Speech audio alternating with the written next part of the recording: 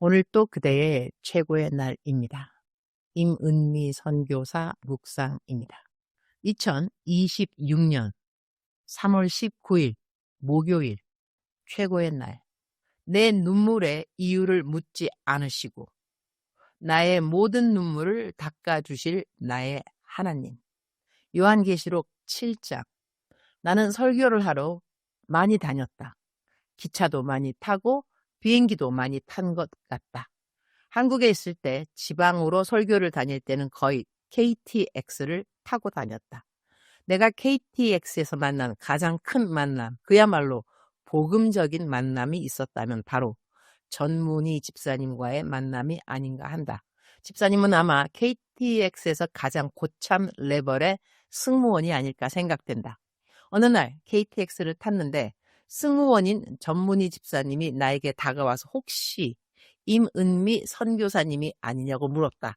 맞다고 했더니 자기가 KTX에서 승무원으로 일하면서 매일 묵상을 읽는데 내가 KTX를 타고 지방으로 설교를 다닌다는 글을 읽은 적이 있어서 하나님께 기도했다고 한다. 하나님 꼭 한 번이라도 KTX 안에서 선교사님을 만나게 해주세요. 그렇게 기도했는데 어느 날 정말로 나를 만나게 된 것이다. 그분이 얼마나 기뻐하시는지 함께 인증샷도 찍고 그렇게 우리는 처음 만남을 갖게 되었다. 예전에 전주에 허리가 너무 아파서 주사를 맞으러 간 적이 있었다. 정말 작정을 하고 갔는데 주사를 10일 동안 맞아야 한다고 했다. 그래서 전주에 내려가 병원 근처에 숙소를 잡고 매일 병원에 가서 30대씩 주사를 맞았다. 10일이면 다 나을 줄 알고 열심히 맞았다. 마지막 날에는 10대를 더 맞아야 한다고 했다. 그래서 결국 합계 310대의 주사를 맞았다. 그리고 병원을 나오면서 이제 다 나았겠지? 라고 생각했는데 하하하 다 낫지 않았다. 그래서 기차를 타고 올라오면서 마음이 조금 낙심되었던 것 같다. 그래도 내 신앙의 기본기가 범사에 감사하는 것이기 때문에 이렇게 기도했다. 주님 감사합니다. 주사를 맞고도 허리가 낫지 않았지만 그래도 감사합니다. 분명 이유가 있겠지요. 그렇게 기도를 하고 기차를 탔다. 그런데 내가 타야 할 기차가 반대편이었는데 기차 들어오는 시간이 비슷해서 첫 번째 오는 기차를 그냥 타버린 것이다.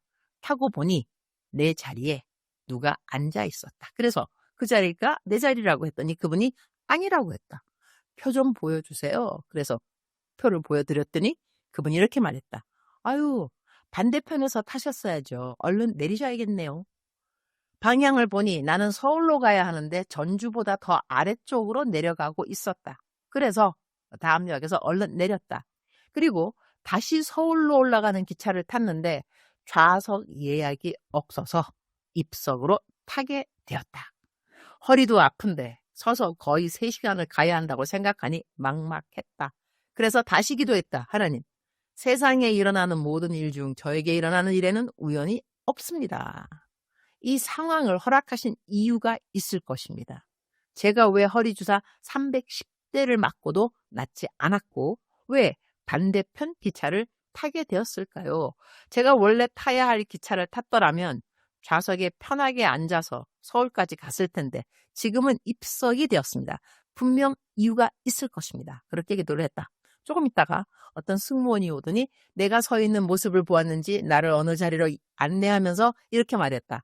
여기는 아직 손님이 없으니 앉아 계세요. 손님이 오시면 그때 일어나시면 됩니다. 얼마나 고마웠는지 모른다.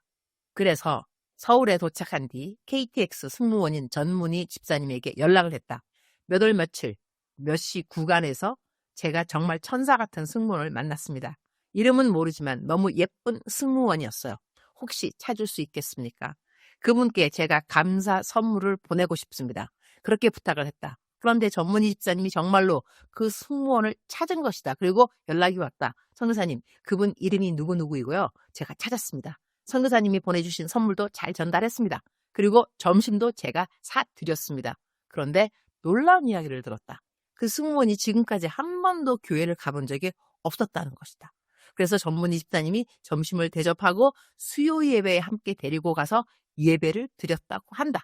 그 승무원이 처음으로 교회에 온 것이었다. 그 이야기를 듣고 얼마나 감사했는지 모른다. 지금도 그분은 수요 예배를 다니시고 계신다. 그때 내가 깨달은 것이 있다. 하나님께서 내 허리를 낫게 하시는 선하신 뜻은 이루어지지 않았지만 하나님의 온전한 뜻은 항상 복음과 관계가 있다는 것이다. 이 승무원이 예수님을 믿게 하려고, 교회에 가게 하려고 나에게 그런 일이 있었구나. 그래서 내가 전주까지 내려가게 되었구나. 그렇게 이해하게 되었다. 그래서 감사하고 또 감사했다. 그리고 전문희 집사님에게 부탁하지도 않았는데 그 승무원에게 점심까지 대접했다는 이야기를 듣고 그 다음부터 나는 전문희 집사님에게 전도비를 따로 보내드리기 시작했다. 승무원들을 만나 전도하려면 식사를 해야 하니까 식사비를 내가 지원하겠다고 했다.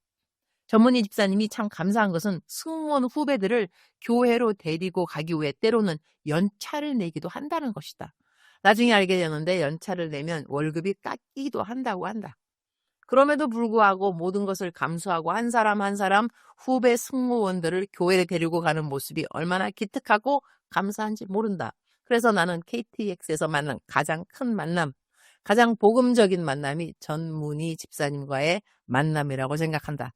어제 수요 예배를 마치고 전문희 집사님이 또 후배 승무원들을 데리고 예배에 갔다가 나에게 보고를 해주었다.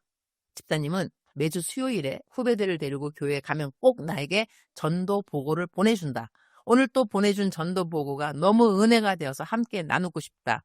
또 전문희 집사님은 승무원 후배들 한 사람 한 사람의 이름으로 오병이어 선교 헌금 계좌에 1,000원, 5,000원씩 헌금을 하면서 그들의 구원을 위해 또 계약직에서 정규직이 되도록 기도 제목을 올리고 있다. 또 집사님의 아들이 학교에서 왕따와 학폭 비슷한 어려움을 겪었는데 그 아들의 친구들 이름으로도 한 명씩 헌금을 하며 기도한다고 한다. 그런데 그 아이들이 많이 변했다고 한다. 그 아이들에 대한 간증도 있어서 오늘 전문희 집사님이 보내준 문자를 함께 나누려고 한다. 아래는 집사님의 문자입니다. 사랑하는 목사님, 오늘 수요 예배 후배 총 8명이 왔습니다. 아침에 비가 오는데도 한 사람도 취소 안 하고 왔습니다. 보내주신 귀하고 귀한 전도비로 맛있는 식사와 커피 마셨습니다.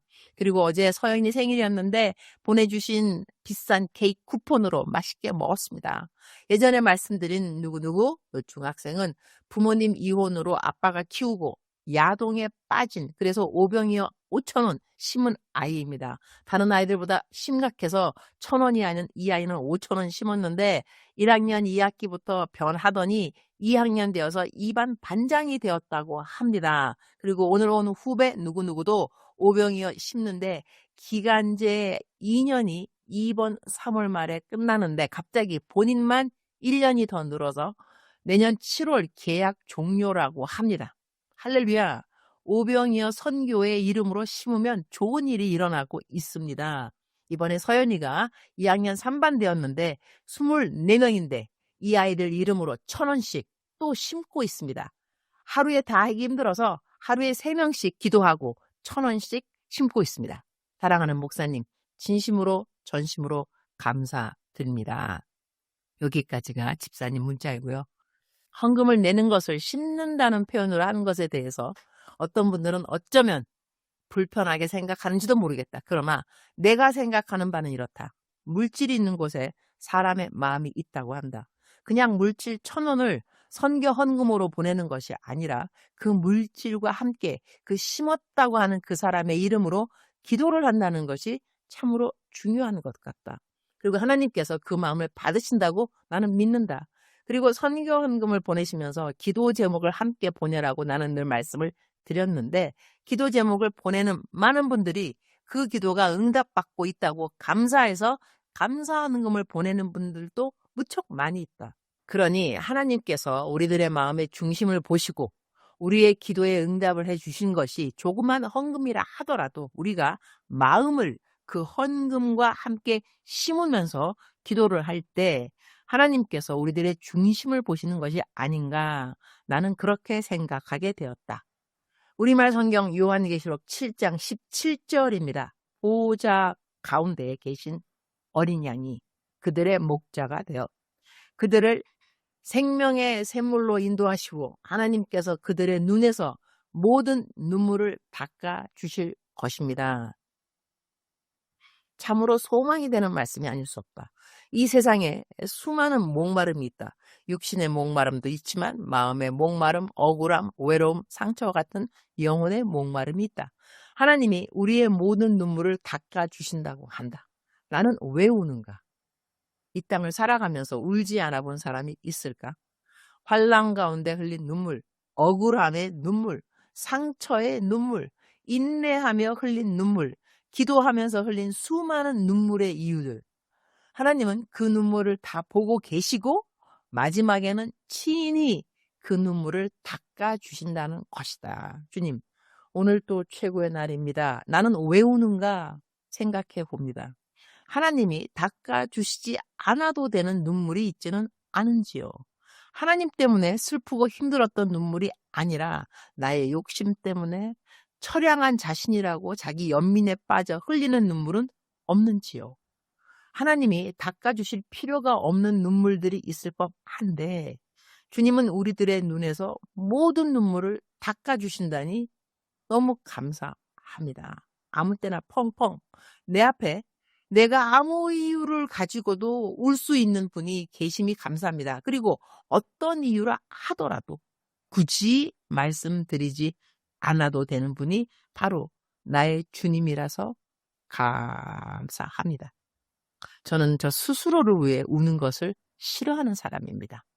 그러나 나의 어떠함을 떠나서 조건 없이 저를 안아주시고 흘리는 눈물의 이유를 굳이 묻지 않으시고 모든 눈물을 닦아주신다고 하셔서 그냥 마냥 감사합니다. 오늘 또 제가 해야 하는 모든 사역 가운데 성령님께서 함께해 주실 것을 알고 있음에 감사합니다. 주님 사랑합니다. 주님 감사합니다.